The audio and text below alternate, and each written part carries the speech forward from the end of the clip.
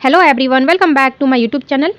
आज की हमारी कहानी है बहू और बेटी एक समान, पारिवारिक कहानी। अगर वीडियो पसंद आए तो लाइक और सब्सक्राइब करना ना भूलिएगा। तो चलिए हम अपनी कहानी शुरू करते हैं। माँ, मैं बहुत थक गई हूँ घर संभालते संभालते। यहाँ मेरी थकान किसी को नज़र नहीं आती। कुछ दिन आराम करना चाहती हूँ। सोच रही हूँ कुछ दिनों के लिए अपने मायके आ जाऊँ। आते हुए अपने बच्चों को भी साथ ले आऊँगी, वो वहीं से स्कूल चले जाएंगे। आखिर एक ही शहर में ससुराल और मायका होने का कुछ तो फ़ायदा मिले। नम्रता ने फ़ोन पर अपनी माँ से कहा। पार्वती जी ने दूसरी तरफ से कहा, हाँ बेटा, जब तेरी इच्छा हो आ जाना। आखिर ये तेरा भी तो घर है। ठीक है माँ, तो मैं कल ही आ जाऊंगी। नम्रता खुश हो बोली। हाँ बेटा, कल आ जाओ, मैं तुम्हारा इंतज़ार करूंगी।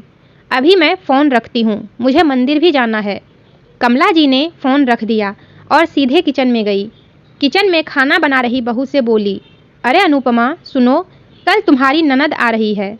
आज बाजार जाकर फल सब्जी और मिठाइयाँ लेकर आना। बेचारी मेरी बेटी ससुराल में नौकरों की तरह काम करती है और उस पर कोई ध्यान ही नहीं देता।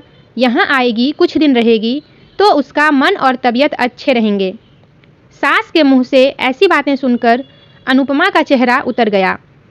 वह मन ही मन सोचने लगी, काश आपको मेरी भी थकावट नज़र आती। मैं भी दिन रात झाड़ू पोछा, बर्तन, खाना बनाना, मार्केट जाना और हर वह काम करती हूँ जिससे हमारे परिवार वालों को कोई दिक्कत ना हो। काश आप मुझ पर भी ध्यान दे पाती। आपकी बेटी तो जब मन में आता है तब यहाँ आ जाती है, लेकिन मैं साल में एक बार ही अपनी माँ के पास जाती हूँ, तब भी आपको प्रॉब्लम होती है। मैं भी इंसान हूँ, मेरा भी मन है। मुझे भी लगता है अपने माँ के पास जाकर थोड़ा आराम करूँ, सुख दुख की दो चार बातें करूँ, अपना मन हल्का करूँ। भगवान, अब तुम ही कुछ करो ताकि मेरी सास की आंखें खुले और उसे मेरी थकावट भी नज़र आए। शाम तक भगवान ने जैसे अनुपमा की सुन ली और उसकी ननद का फ़ोन आया। ननद ने अपनी माँ से कहा कि उसकी सास ने उसे मायके आने के लिए मना कर दिया है। पहले तो कभी वह तुम्हें आने के लिए नहीं रोकती थी, इस बार भला क्या हो गया? लाओ मेरी बात कराओ, उसे मैं समझाती हूँ। नम्रता ने फ़ोन अपनी सास के पास दिया। पार्वती जी ने कहा, नमस्कार समधन जी, आपसे कुछ कहना है। समधन जी ने कहा, कहिए। दरअसल कल त्योहार है, इसलिए नम्रता अपने मायके आना चाहती है। अगर आप उसे भेज दें तो अच्छा रहेगा। नम्रता की सास ने कहा, देखिए समधन जी, आपकी बेटी मायके जाकर रहे, इस बात के लिए हमने उसे कभी नहीं रोका और इस बात से हमें कोई प्रॉब्लम है भी नहीं। कुछ दिनों पहले मैं रिश्तेदारों के शादी में गई थी। वहाँ आपकी बहू अनुपमा की माताजी से मिलने का मौका मिला।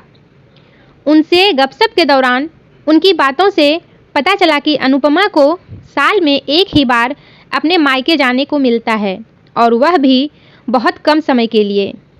मुझे लगता है आपको पहले अनुपमा को उसके मायके भेज देना चाहिए और जब वह मायके होकर आ जाएगी तो मैं नम्रता को आपके पास भेज दूंगी। एक बहुत ज़रूरी बात जो मुझे लगता है आपको समझ लेनी चाहिए कि आपको अपनी बहू को भी बेटी की तरह या बेटी से भी ज़्यादा प्यार देना चाहिए। उसे भी मायके की इच्छा होती होगी। हो सकता है नम्रता के वहाँ आने से उसकी आव भगत करने के लिए आप उसे उसके मायके नहीं भेजती होंगी या फिर वह आपसे कुछ कहने से अभी डरती हों। अगर आप उसको घर में ही कैद कर रखेंगी तो एक दिन ऐसा आएगा जब वह आपके खिलाफ बोलने लगेगी, फिर वह आपकी सुनेगी भी नहीं और जब चाहे तब अपने मायके जाएगी।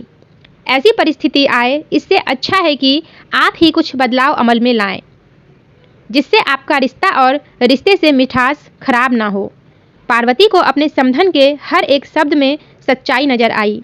उन्हें महसूस हुआ कि उन्होंने अपनी बेटी के प्यार में अंधे होकर कभी भी अपनी बहू के मन का विचार नहीं किया।